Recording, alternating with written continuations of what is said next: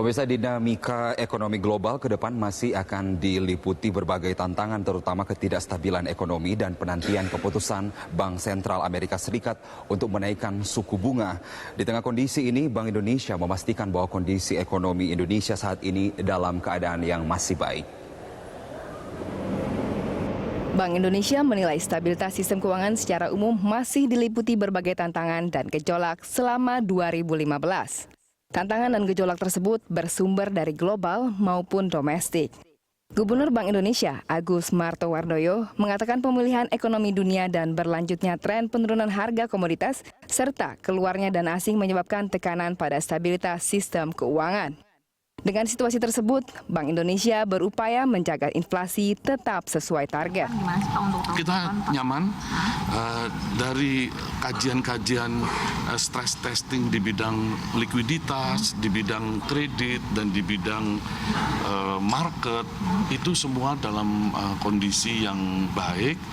Tapi yang peran utama memang karena perbankan besarnya itu dominan, dan perbankan itu mempunyai kondisi rasio kecukupan modal yang di atas 20%, rasio kredit bermasalah yang masih di bawah 3%, dan juga return on assets yang masih tinggi walaupun terjadi penurunan. Jadi secara umum berdasarkan kajian kita seperti yang kita tampilkan hari ini, kita melihat kondisi yang masih baik. Di tengah berbagai tantangan perekonomian global maupun domestik tersebut, Bank Indonesia menilai stabilitas sistem keuangan Indonesia tahun ini masih cukup solid. Meski ekonomi Indonesia relatif masih stabil, Bank Indonesia diminta untuk tetap waspada akan ketidakpastian ekonomi global. Ekonom Universitas Indonesia, Lana Sulistianingsih, menilai dipertahankannya tingkat suku bunga acuan dan meningkatkan daya beli masyarakat bisa menjaga kondisi ekonomi domestik.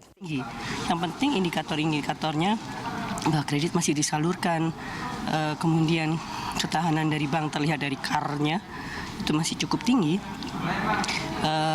Terus kemudian yang lain kita lihat lagi loan to deposit ratio-nya juga relatif masih aman.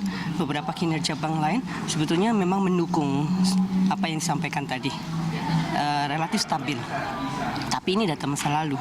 Nah, kita perlu kewaspadaan karena hari ini kita nggak tahu ada yuan, tahu-tahu hari ini ada yuan lagi. Kemarin minggu lalu kita kena OPEC, karena kena juga yuan lagi. Jadi eksternalnya ini benar-benar unpredictable. Sejumlah langkah telah diambil Bank Sentral demi mendorong stabilitas makroekonomi dan peningkatan pertumbuhan ekonomi. Antara lain, penyesuaian kebijakan financing to value ratio kredit properti dan penurunan uang muka kredit kendaraan bermotor, serta penyempurnaan terhadap giro wajib minimum. Bank Indonesia juga memperkuat sinergi dan koordinasi dengan pemerintah dan otoritas jasa keuangan dalam kerangka Forum Koordinasi Stabilitas Sistem Keuangan atau FKSSK. Anggia Kesumawardaya, Aditya Eko Utomo, Berita 1, Jakarta.